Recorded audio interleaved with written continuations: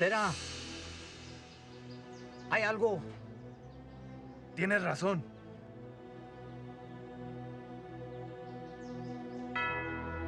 Tráeme el padre.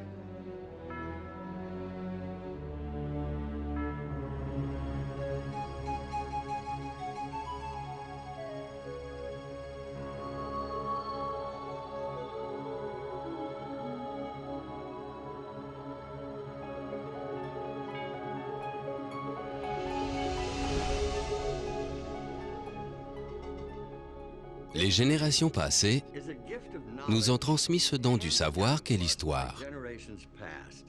Ce savoir est bien plus qu'un assemblage d'événements disposés de façon chronologique. C'est un éclairage qui nous aide à comprendre qui nous sommes, quelle est notre place et notre raison d'être dans le monde qui nous entoure. L'évolution des recherches en histoire, en archéologie, en langues anciennes et en anthropologie a révélé des informations cachées depuis de longs siècles, de précieux renseignements quant à la signification de notre existence. Il est naturel de commencer une histoire par le début, mais dans le cas de l'espèce humaine, la tâche paraît bien difficile. Comment pouvons-nous découvrir l'origine de nos propres expériences? Où et quand se situe notre commencement?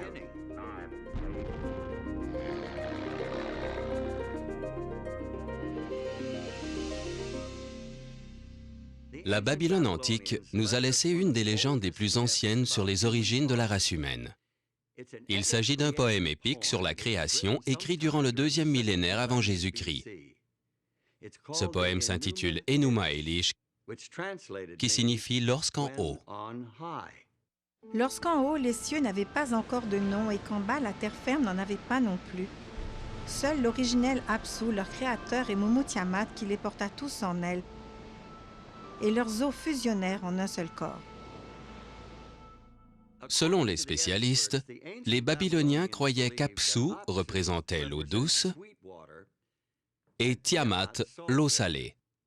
Au début de la création, les deux n'avaient pas encore été séparés. Ainsi mêlées, elles possédaient en elles les semences de la vie. Ce sont elles qui engendrèrent des générations de dieux qui, au cours du temps, à leur tour, créèrent l'homme. Les Indiens Navajo et Pueblo de l'Amérique du Nord ont en commun une vision traditionnelle de plusieurs créations distinctes. Les Aztèques du Mexique préhistorique partagent la même croyance. Le dieu Quetzalcoatl a créé l'homme, le façonnant à partir de la cendre. Puis un grand déluge a eu lieu et tous les hommes se sont transformés en poissons. Le Créateur essaya de nouveau, mais profitant de l'obscurité provoquée par une éclipse complète du Soleil, les jaguars tuèrent tous les hommes et les dévorèrent. Une pluie de feu volcanique et de cendres détruisit la 3e création. La 4e tentative échoua lorsque le monde fut ravagé par un ouragan violent et que les hommes se transformèrent en singes. La Terre telle que nous la connaissons est le résultat de la 5e création. Elle est condamnée à la destruction finale par les tremblements de terre et la famine. Pas très rassurant, n'est-ce pas? Et cependant, cette vision du monde était bien réelle dans l'esprit des Aztèques. Tout ceci est représenté sur la fameuse pierre solaire, certainement l'objet le plus significatif de la civilisation aztèque. Fabriquée au XVe siècle, elle pèse plus de 25 tonnes. C'est la preuve concrète de leur vision des origines. Tout y est consigné dans la pierre. Mais est-ce une description exacte de nos origines?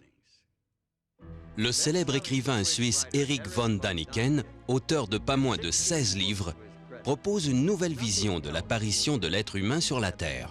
Aucun de ses ouvrages n'a eu l'impact phénoménal de son livre intitulé « Les chariots des dieux », écrit en 1968. Voici ce qu'il déclare. Il y a très longtemps, un vaisseau spatial inconnu découvrit notre planète. L'équipage se rendit rapidement compte que la Terre offrait toutes les conditions requises pour le développement d'une vie intelligente. Évidemment, l'homme de ces temps reculés n'était pas l'Homo sapiens, mais quelque chose de bien différent. Les créatures de l'espace fertilisèrent certains sujets femelles de cette espèce les plongèrent dans un profond sommeil, comme le racontent les anciens, et s'en allèrent. Des milliers d'années plus tard, les voyageurs de l'espace revinrent sur Terre. Ils réitérèrent leur expérience de procréation plusieurs fois jusqu'à produire une créature assez intelligente pour se structurer socialement. La Bible et le Coran sont le fondement des enseignements traditionnels islamiques et judéo-chrétiens concernant nos origines. Ces livres mentionnent un créateur au-delà des limites de l'espace et du temps. Un être tout-puissant, au-dessus des lois naturelles qui régissent notre univers physique. Ils enseignent que ce Dieu créateur exerça sa puissance surnaturelle et créa toute chose selon son divin projet. Voici ce que la Bible rapporte au sujet de la création. Les cieux ont été faits par la parole de l'Éternel et toute leur armée par le souffle de sa bouche. Car il dit et la chose arrive, il ordonne et elle existe. Le Coran, livre saint de l'islam, présente la même vision fondamentale de la création. Votre Seigneur, c'est Allah qui créa les cieux et la terre en 6 jours, puis s'est assis sur le trône.